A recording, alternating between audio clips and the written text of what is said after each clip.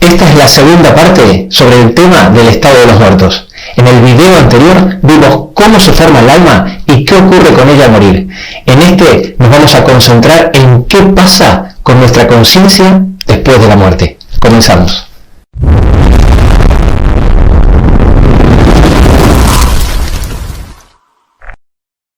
Aunque no lo creas, la Biblia habla muchísimo sobre la conciencia después de la muerte. Describe al morir como un sueño y al muerto en Cristo como un dormido que espera que lo despierten en la resurrección. Aquí te dejo los textos para que lo veas. Leamos las expresiones y dime si te dan la idea de que el alma deja de existir hasta la resurrección o por el contrario da a entender que sube consciente al cielo. En Job capítulo 7 dice, porque ahora dormiré en el polvo y tú me buscarás, pero ya no existiré. Y en el capítulo 14 dice, en cambio el hombre muere y desaparece. Perece el hombre y ¿dónde estará? En Salmos 13 dice, alumbra mis ojos para que no duerma de muerte. Y en el capítulo 17 dice, estaré satisfecho cuando despierta tu semejanza. En Daniel capítulo 12 dice, y muchos de los que duermen en el polvo de la tierra despertarán. Los que respaldan la falsa doctrina de la inmortalidad del alma no pueden ignorar estos versículos. Ellos explican que al dormir se refiere al cuerpo y no al alma. Pero no tiene absolutamente ningún sentido decir que un cuerpo duerme mientras la conciencia está despierta. Porque por más que el cuerpo esté quieto, acostado o inmóvil, seguirá estando consciente a no ser que esté dormido. Con lo cual, el hecho de dormir es el que está relacionado con la conciencia, nunca con el cuerpo. Pero bueno, esto lo entiende hasta un niño de 12 años, es explicar lo obvio. Es un típico ejemplo del paso 1 en las evidencias de la manipulación del texto que explicamos en el video de cómo manipular el texto bíblico, donde decía que no se mencionan los textos de la idea predominante, y si se los menciona porque no hay más remedio, se los presentan como excepciones aisladas y luego se intenta rebatirlos con interpretaciones contrarias a toda lógica. Bueno, aquí tenemos un excelente ejemplo. ¿Puede haber una explicación más ilógica que decir que lo que duerme es el cuerpo y no la conciencia?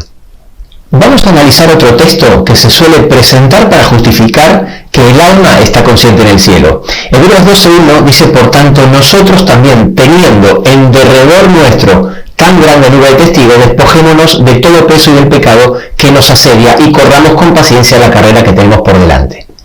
Aquí se aplica una suposición arbitraria diciendo que la frase teniendo en derredor nuestro significa que las almas de los que están en el cielo nos miran desde allí arriba como testigos. A esta altura, con lo que hemos aprendido hasta ahora, seguramente ya te habrás dado cuenta rápidamente de la sutileza del engaño. Ya a simple vista notamos que el texto es ambiguo porque la frase en derredor nuestro podría tener muchísimos significados. En segundo lugar, habrás notado que el texto está hablando de otra cosa y para nada está explicando el estado de los muertos. Y por tercer lugar, tenemos una metáfora, ya que habla de una nube de testigos, con lo cual rápidamente nos damos cuenta que es imposible interpretar este texto sin el contexto bíblico. Si nosotros tomamos en cuenta el contexto como debe ser, no solo tenemos cada vez más versículos que nos impiden llegar a esa conclusión, sino que para colmo, el capítulo anterior, es decir, Hebreos 11, viene diciendo lo siguiente. En el versículo 13 dice, en la fe murieron todos estos sin haber recibido lo prometido, sino mirándolo de lejos. En el versículo 16 dice que Dios no se avergüenza de llamarse Dios de ellos porque les ha preparado una ciudad. Y en el 3 dice, no aceptando el rescate a fin de obtener mejor resurrección. Y en el versículo 39 explica que son testigos no porque estén mirando de lejos, sino porque alcanzaron buen testimonio mediante la fe. Y vuelve a recalcar repitiendo que ninguno de ellos recibió lo prometido, haciendo clara referencia que murieron sin haber recibido todavía la recompensa del paraíso, debido a que aún tienen que esperar la resurrección, en sintonía con todo lo que la Biblia viene enseñando.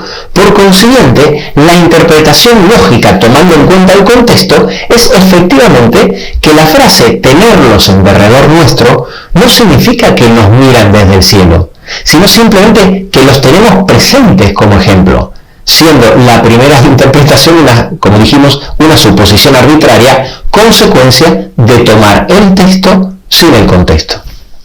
Vamos a ver otro texto muy similar al anterior que se encuentra en Hebreos 12, 22 y 23, donde dice: vosotros en cambio os habéis acercado, a muchos lugares, y entre ellos a la congregación de los primogénitos que están inscritos en los cielos. Tomando este texto, ellos interpretan que los inscritos que están en los cielos son las almas que están viviendo allí. Simplemente tomando el contexto inmediato del capítulo anterior, al igual que el versículo anterior, vemos que el texto está hablando de otra cosa y que la interpretación es más ambigua todavía, ya que no habla de los que están en el cielo, sino de los que están inscritos en el cielo. Con lo cual la interpretación lógica, tomando en cuenta el contexto, es que los héroes de la fe son inscritos en el cielo a tal punto que Dios ya les preparó una ciudad, pero que aún no han recibido lo prometido hasta que no llegue el día de la resurrección. Siendo así, la primera interpretación, como siempre, una suposición arbitraria por no tomar en cuenta el contexto.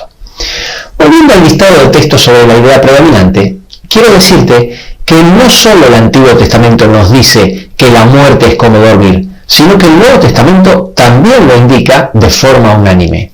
Aquí te dejo algunos versículos, mostrando de forma clara y contundente que toda la Biblia respalda la creencia de que al morir el alma no va al cielo, sino que deja de ser hasta que despierte en el día de la resurrección. Vamos a analizar uno de los textos más utilizados para defender la doctrina de la inmortalidad del alma y a la vez una de las formas más descaradas de forzar un texto por su evidencia. Es el versículo que hemos utilizado como ejemplo para explicar los textos de traducción ambigua en el video donde explico cómo se manipula el texto bíblico. Pero aquí lo vamos a analizar un poquito más en detalle. Se trata de la famosa frase que está en Lucas, capítulo 23, versículo 43, donde Jesús dice: al ladrón, de cierto te digo, hoy estarás conmigo en el paraíso. Entonces, los que utilizan este texto interpretan que es evidente que al morir el alma va al cielo, por eso le pudo decir Jesús que ese mismo día el alma del ladrón estaría con él en el paraíso. Y acá tenemos un caso típico de traducción ambigua porque las comas simplemente no existían en el griego del Nuevo Testamento. Entonces, dependiendo de dónde se ponga la coma, Jesús pudo haber dicho también: de cierto te digo, hoy estarás conmigo en el paraíso. Para que me entiendas de lo que te hablo, acá te muestro un versículo, este versículo del que estamos hablando, marcado dentro del cuadro rojo del Códice Sinaítico, que es un manuscrito del siglo IV que contiene la copia completa más antigua del Nuevo Testamento. Como puedes ver, no existe ninguna coma en el texto, ya que los signos de puntuación aparecieron siglos después en el griego. Hay varios motivos que demuestran que esta es la traducción correcta. Empecemos con el motivo más obvio, que es que cuando Jesús resucita, lo primero que le dice a María en Juan 20:17 es que dice: no me toques porque aún no he subido al Padre. Con lo cual, la suposición lógica, tomando en cuenta el contexto, es que Jesús nunca le pudo haber dicho al ladrón que ese mismo día estaría en el paraíso, ya que Jesús mismo dejó bien en claro que el domingo todavía no había ascendido, con lo cual la interpretación es una suposición arbitraria. Y como suele suceder para defender la falsa doctrina, de las dos traducciones posibles, en este caso se toma la totalmente improbable. Otro dato importante es que no olvides que la traducción siempre es interpretativa. ¿Qué quiere decir esto? Que cuando un texto puede ser traducido de dos formas diferentes, el traductor tiene que tomar una de las dos posturas. Por eso mismo, en muchas versiones vas a encontrar el texto traducido así: de cierto te digo que hoy estarás conmigo en el paraíso. Pero ese que no existe en el original.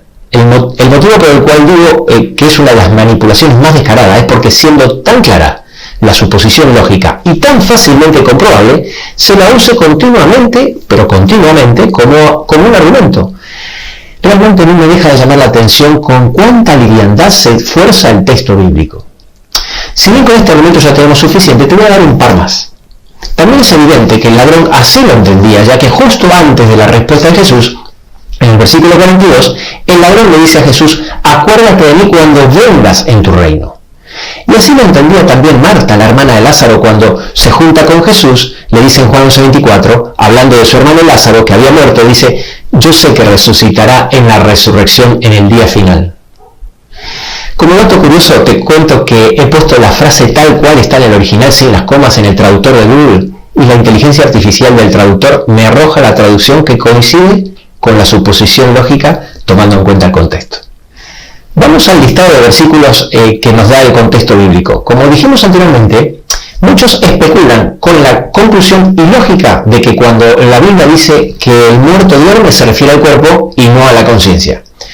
Ahora, lo que no te cuentan es que además hay varios versículos, no uno solo, que dicen clara y explícitamente que al morir dejamos de tener conciencia. Vamos a alguno de ellos. Vamos a leer algunas frases de estos versículos y dime sinceramente si te dan la idea de que al morir vamos al paraíso y seguimos conscientes, o por el contrario, quedamos en un total estado de inconsciencia hasta el momento de la resurrección. Leamos, dice, porque los que viven saben que han de morir, pero los muertos nada saben, ni tienen más paga, porque su memoria es puesta en olvido. También su amor y su odio y su envidia fenecieron ya, y nunca más tendrán parte en todo lo que se hace debajo del sol. Porque en el Seol donde vas no hay obra, ni trabajo, ni ciencia, ni sabiduría.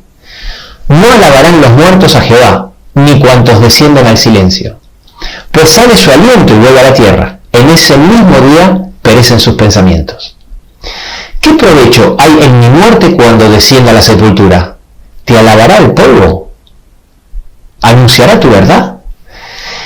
Porque en la muerte no hay memoria de ti. En el Seol, ¿quién te alabará? Ahora pregunto, ¿es lógico que si al morir ascendemos al cielo, la Biblia explique que en ese mismo día perecen mis pensamientos?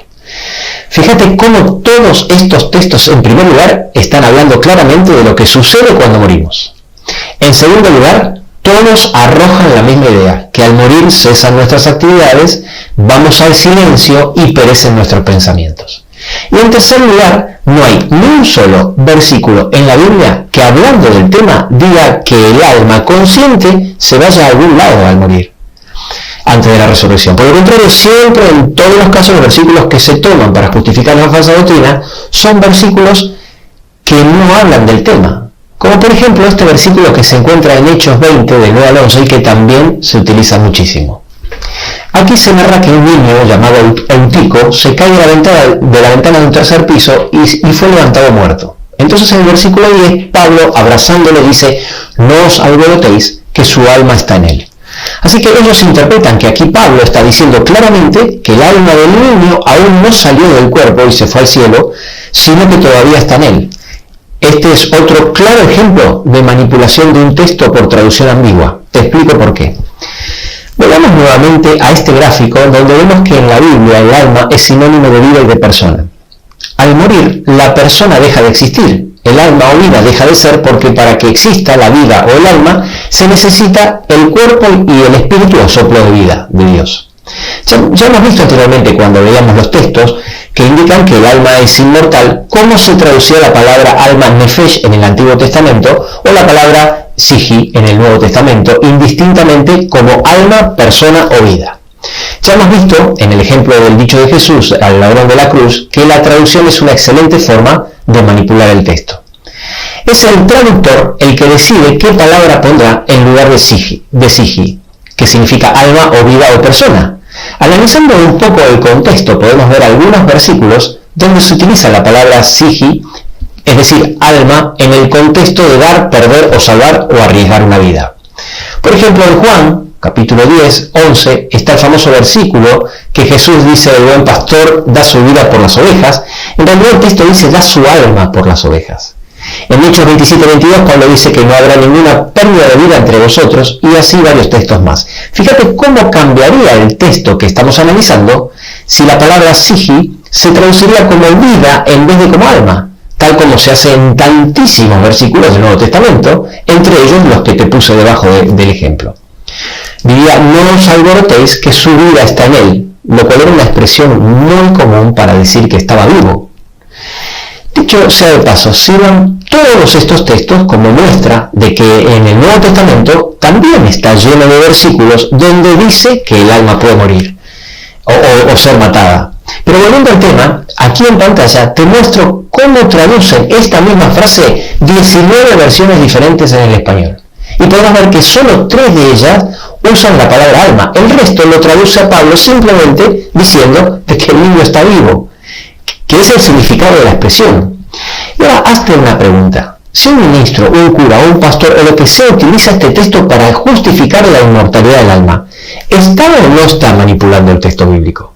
Tomando en cuenta el amplio contexto bíblico hasta ahora analizado, donde pudimos ver que el alma es sinónimo de vida, y que la conclusión lógica es que como era común utilizar la palabra sigi en el Nuevo Testamento para frases que hablan de salvar, de perder, de quitar o preservar la vida, lo que Pablo está diciendo era simplemente que el niño está vivo, siendo así la interpretación primera una suposición arbitraria. Vamos a analizar otro texto también muy utilizado, y es el que se encuentra en Hebreos 11:4, que dice: por la fe Abel ofreció a Dios más excelente sacrificio que Caín, por lo cual alcanzó testimonio que era justo, dando Dios testimonio de sus ofrendas, y muerto aún habla por ella. Con este texto ellos interpretan que el motivo de que Abel esté hablando aún estando muerto es porque ascendió al cielo y se encuentra allí.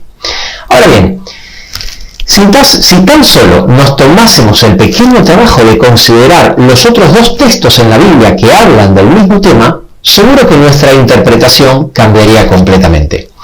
Uno de ellos está en Génesis 4:10, que es precisamente cuando Caín mata a Abel, y que dice: y Jehová le dijo: ¿qué has hecho? La voz de la sangre de tu hermano clama a mí desde la tierra. Es decir, no es que Abel el que clama desde el cielo, sino su sangre derramada desde la tierra, dice. El acto criminal debe ser juzgado. Y el otro versículo está en Hebreos 12:24, el contexto inmediato de lo que venía hablando Pablo en el capítulo anterior, donde dice que Jesús es el mediador del pacto y su sangre rociada habla mejor que la sangre de Abel. Es la sangre derramada injustamente la que reclama justicia. En Salmos capítulo 9, versículo 12, dice: porque el que demanda la sangre se acordó de ellos, no se olvidó del clamor de los afligidos. Así que la interpretación lógica, tomando en cuenta el contexto, es que el acto de injusticia representado por la sangre inocente derramada habla reclamando justicia, siendo la primera interpretación una suposición arbitraria, consecuencia de desconocer el contexto. Exactamente lo mismo pasa con Apocalipsis, capítulo 6, del 9 al 10, cuántas veces se ha tomado como argumento sobre la inmortalidad del alma, mencionando de este texto a las almas de los que habían muerto, que estaban debajo del altar clamando a gran voz. Lo que hemos mencionado anteriormente sirve para explicar este versículo, pero por si queda alguna duda, el versículo siguiente, capítulo 6, 11, se le dice de ellos que descansarán todavía un poco de tiempo, haciendo referencia al dormir de la muerte, ya que aún falta que se complete el número de los mártires y el juicio. No tendría sentido decir que sigan descansando si estuvieran en el paraíso, como tampoco tendría sentido tanto clamor por justicia si estuvieran ya en el cielo disfrutando de la presencia de Dios, ¿no te parece? Apocalipsis 24 lo aclara aún más y cabe, describiendo a las almas de los decapitados por causa del testimonio de Jesús y por la palabra de Dios, que como podrás ver es exactamente el mismo grupo que habla en Apocalipsis 6:9, que dice los que habían muerto por causa de la palabra de Dios y del testimonio. Y aquí viene la parte clave, dice que vivieron y reinaron con Cristo 1000 años. Vivieron quiere decir que estaban muertos y vivieron. Hasta aquí la segunda parte de este tema crucial. No te pierdas el último video donde analizaremos en detalle cómo será la resurrección, y no te olvides de suscribirte, así podrás enterarte de todos los videos nuevos que irán saliendo en este canal.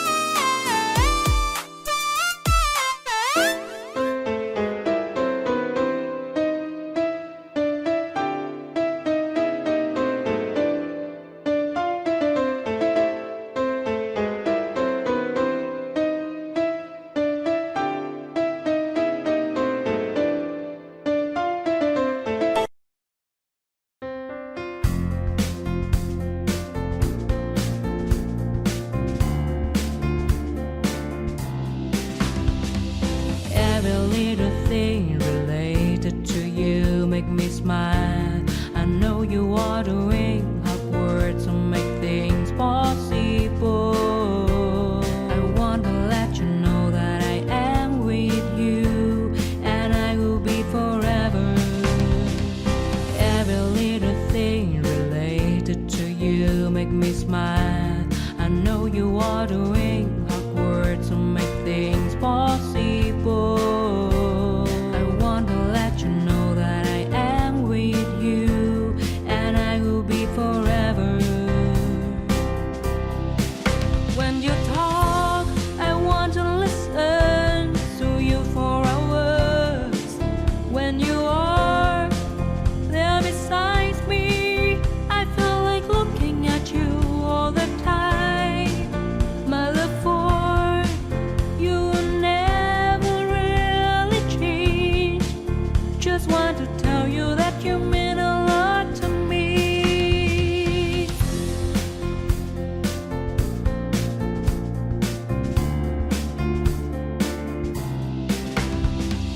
Every little thing related to you make me smile.